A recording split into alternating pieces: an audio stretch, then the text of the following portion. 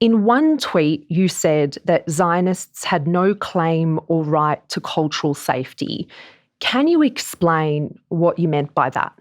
Yeah, and I welcome the opportunity to speak to somebody like you to explain that, even though I resent the fact that in all of this, a Palestinian is being asked to explain her advocacy against an active and live stream genocide, is being asked to turn police the way that she expresses her tweets, because they are very often maliciously misquoted and mischaracterized.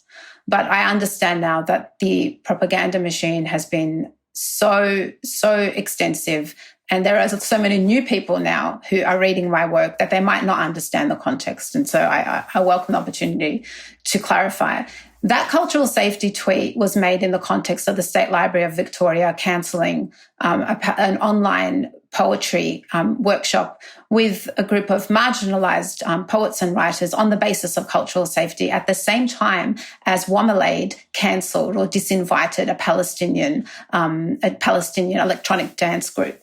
So they were weaponising this language of cultural safety. And so I intervened in that context. And I understand that people actually don't understand what cultural safety is. I intervened as an academic, and the only point I will concede is that I misunderstood people's understanding of what cultural safety is, and also my reference to Zionism. So cultural safety actually emerges from Maori, indigenous healthcare practices, and it's about the right of colonised, oppressed people to safe spaces. It is about acknowledging harms done by racism in these structures.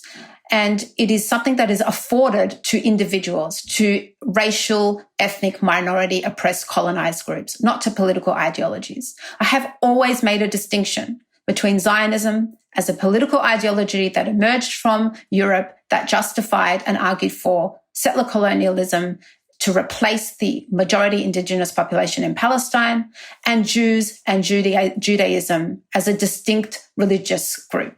There is a distinction. You can be a Zionist and not be Jewish. You can be a Jewish person and be anti-Zionist. So there is a distinction. Zionism is not a racial category. So in that sense, what I was arguing is that you cannot use Zionism as an excuse to shield you from critique. It is a political ideology that can be and should be subjected to the same critiques that we subject any political ideology to.